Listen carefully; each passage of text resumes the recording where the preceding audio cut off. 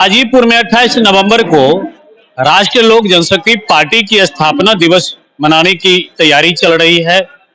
पूरे बिहार में राष्ट्रीय लोक जनशक्ति पार्टी के नेता प्रत्येक जिला में घूम घूम करके तैयारी कर रहे हैं। इसी बाबत आज बेगूसराय में भी राष्ट्रीय लोक जनशक्ति पार्टी की जिला अध्यक्ष निशा कुमारी और दलित सेना के जिला अध्यक्ष दासो पासवान जी की अध्यक्षता में एक बैठक आयोजित की गई है, जिसमें प्रदेश स्तर के कई पदाधिकारी यहां पहुंचे हुए हैं। पूर्व विधायक प्रत्याशी भी हैं, पूर्व विधायक भी हैं और प्रदेश सचिव भी हैं। ये सभी लोग यहां पहुंचे हुए हैं और बेगूसराय जिला के जिला स्तरीय कार्यकर्ताओं के साथ, जिला स्तरीय नेताओं के साथ इनकी बैठकें चल रही है कि आखिर कैसे 28 नवंबर को हाजीपुर में एक बेहतरीन स्थापना दिवस का कार्यक्रम रखा जाए। फिलहाल आप लोग सोशल मीडिया पर और अन्य न्यूज चैनल पर देख रहे हैं कि चिराग पासवान और उनके चाचा के बीच जो विगत 2-3 वर्षों से खटास उत्पन्न थे, हम लोगों ने देखा है कि टेलीफोनिक बातचीत भी हुई है और दोनों चाचा भतीजा के बीच सुनने में आ रहा है कि समझौता भी हो गई है। फिर दोनों एक साथ बैठकर एक थाली में खाने वाले हैं और एक सरकार का समर्थन करने वाले, वैसे दोनों कर रहे हैं, लेकिन एक पार्टी फिर लगता है बनने वाली है। कई सारे प्रश्न उठ रहे हैं। कभी ये भी प्रश्न उठता है कि चिराग जी नीतीश जी के बहकावे में चल रहे हैं, कभी ये भी होता है कि चिराग जी मोदी जी के हनुमान हैं कहा जाता है। कभी ये भी आरोप लगता है पशुपतिनाथ पारस जी पर कि ये लोक जनशक्ति पार्टी को तोड़ दिए सिर्फ मंत्रालय पाने के लिए। कभी ये भी आरोप लगता है कि ये हमारे सांसदों को तोड़कर अपना राजनीति चमकाए।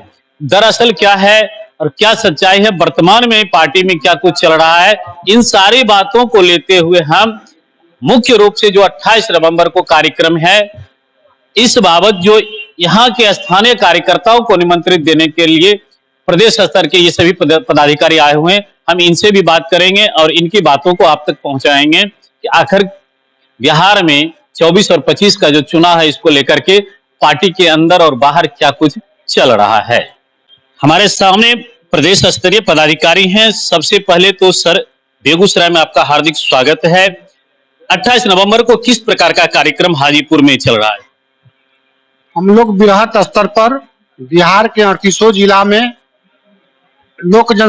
राष्ट्रीय लोक जनशक्ति पार्टी के स्थापना दिवस दिल्ली मनाया जाता था, झारखंड मनाया जाता था, पटना मनाया जाता था। इस वक्त पूर्व लोक जनशक्ति के संस्थापक रामविलास पासवान जी के कर्मभूमि पर ही बनाने के लिए राष्ट्रीय अध्यक्ष पशुपति पारस जी ने निर्णय लिया है। हम सभी कार्यकर्ता ने वहां पर कार्यक्रम को सफल बनाएंगे और प्रत्येक जिला में जा करके वहां से मीटिंग कराएंगे। सुनने में आ रहा है सर कि दोनों चाचा भतीजा के बीच जो खटास थी वो दूर हो रही। देखिए, ये तो उनकी घर का मामला है, पारिवारिक समस्या है, इसमें हम लोग क्या कह सकते हैं। हम लोग तो पार्टी के वफादार सिपाही हैं, काम करने के लिए आए हैं, काम कर रहे हैं। हाजीपुर से कौन चुनाव लड़ेंगे? अब यही कहने की बात है, हाजीपुर के सिटिंग कैंडिडेट और मिनिस्टर आदरणीय माननीय हमारे पशुपति पारस जी हैं, चुनाव लड़ेंगे और है भी।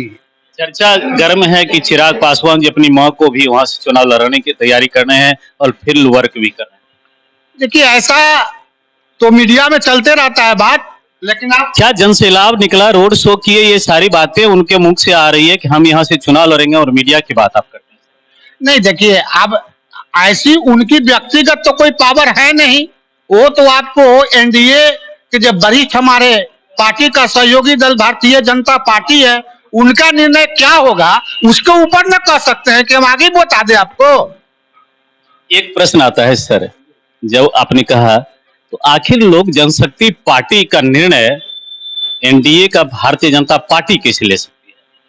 हम गठबंधन के साथी हैं, अकेला निर्णय होता तो पूरे भारत में अपना कैंडिडेट खड़ा कर देते। नहीं, ऐसा नहीं हो सकता है। सहयोगी दल है, बैठ करके तालमेल एक विचार करके हम लोग निर्णय लेंगे।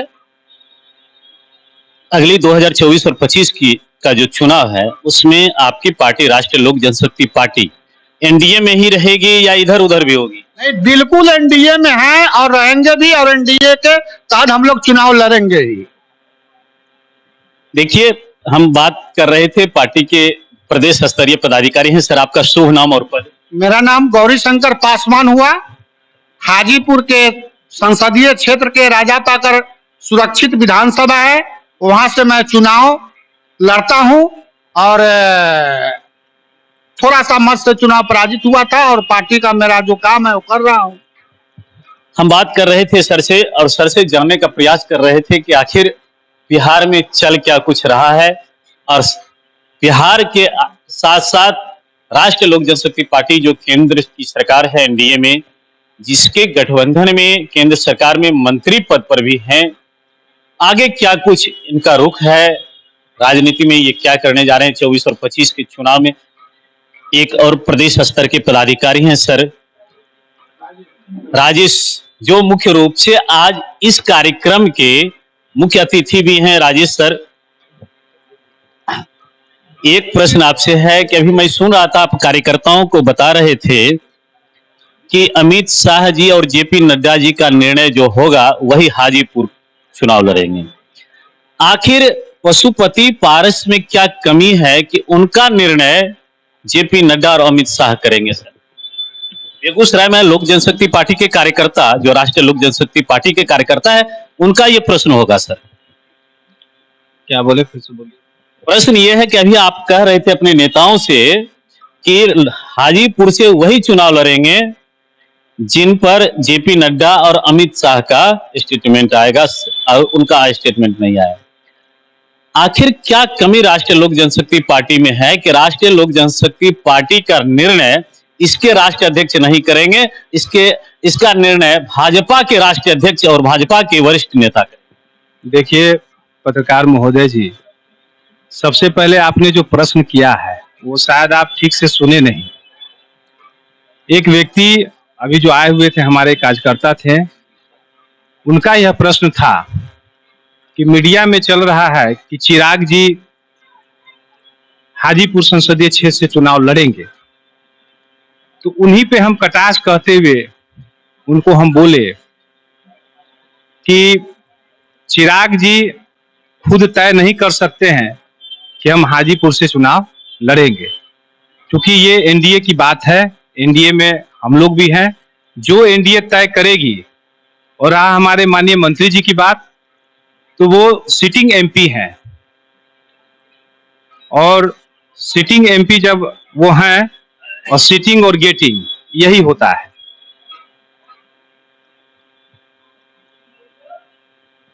फिक्स है हाजीपुर से पशुपति जी ही लड़ेंगे?